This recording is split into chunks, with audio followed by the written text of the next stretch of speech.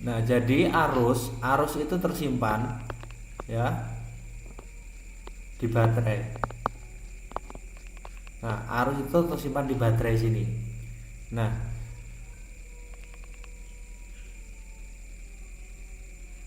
kemudian ya, kemudian arus akan mengalir ke terminal 30 sini ya. Nah, di sini namanya adalah arus standby ya. Standby ya. Arus standby di terminal 30 sini yang akan mengalir ke sini. Nah, dia stop ya. Arus itu stop di sini. Kemudian ketika seseorang atau operator itu menyalakan kunci kontak pada posisi on, maka di sini ignition switch ini ya, ignition switch ini akan menghubungkan positif baterai ke terminal 50 ya. Jadi di sini ada 3 terminal ya. Yang pertama adalah terminal 30, kemudian ada terminal 50 dan terminal C ya. Nah, setelah kunci kontak on, maka arus akan mengalir ke terminal 50, kemudian mengaktifkan medan magnet yang ada di kumparan pull in. Ya, pull in tadi berarti dia kumparan menarik. Nah, setelah ditarik kemudian ditahan oleh kumparan yang namanya hold in coil. Ya, itu. Nah, ketika di kunci kontak ini di off kan, maka tidak akan terjadi kemagnetan pada pull in coil dan hold in coil. Sehingga apa? Dia akan kembali ke arah sana ya. Akan kembali ke arah sini. Nah, sehingga kontak plat ini akan tertarik ke sini ya arahnya. Maka dia tidak akan berhubungan. Tapi sebaliknya pada saat kunci kontak on dan terjadi kemagnetan pada pull in coil dan hold in coil, maka plat ini akan berhubungan ya, akan terdorong ke sana ya, akan terdorong ke kanan. Dengan terdorongnya ke kanan tadi, maka dia akan menghubungkan antara terminal 30 sama terminal C ya. Terhubung, ini terminal 30 dan ini terminal C yang dihubungkan oleh apa namanya? Plat ya.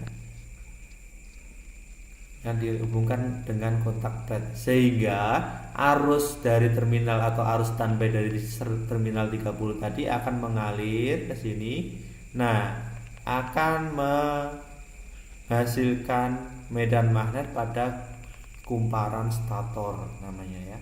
Yang bagian yang ada di bodi, yang menempel di bodi itu ada stator. Kalau yang ada di tengah ini rotor atau armatur ya. Atau armatur ya.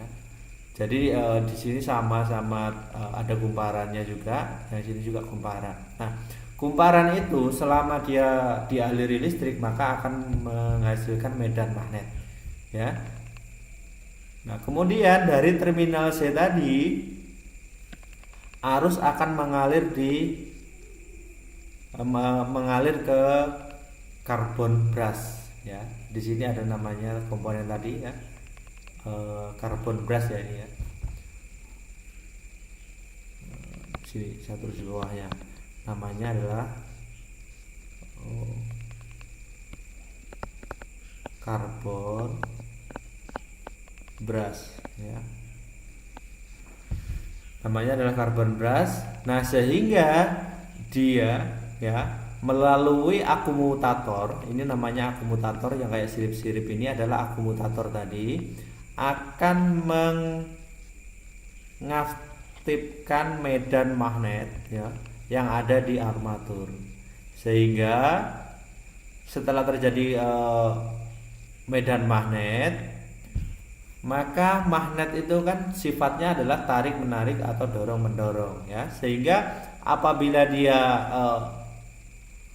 terjadi perbedaan kutub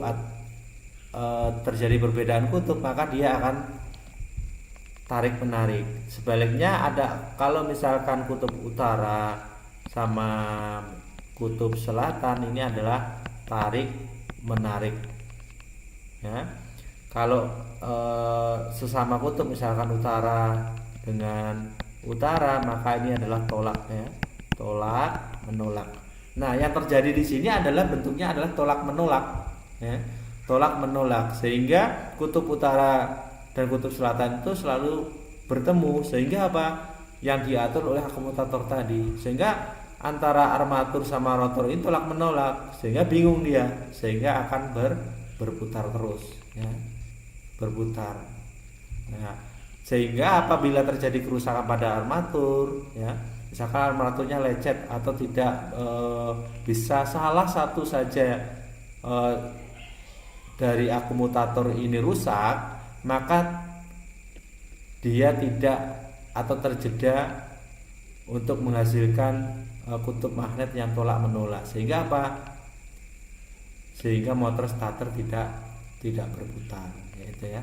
Jadi setelah mengalir di sini, dia arus listrik tadi akan kembali ke ini, ke massa ya, kembali ke massa. Jadi sirkulasinya dari baterai menuju terminal 30. Setelah kunci kontak on tadi, maka dia akan mengaktifkan Hall dan pull-in coil, sehingga terminal 30 akan terhubung dengan terminal C.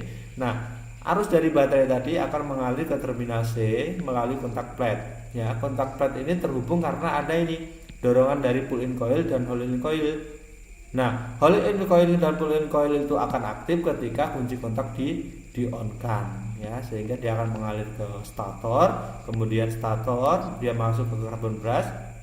Nah, dari carbon brush di sini dia menghasilkan listrik akan masuk ke armatur ya, sehingga antara stator dan armatur tadi menghasilkan medan magnet yang tolak menolak, sehingga dia bingung karena berputar ke sini tolak, putar ke sini ketolak, sehingga dia bingung, akhirnya muter ya. Sehingga setelah arus sampai armatur dia keluar ya, ke massa.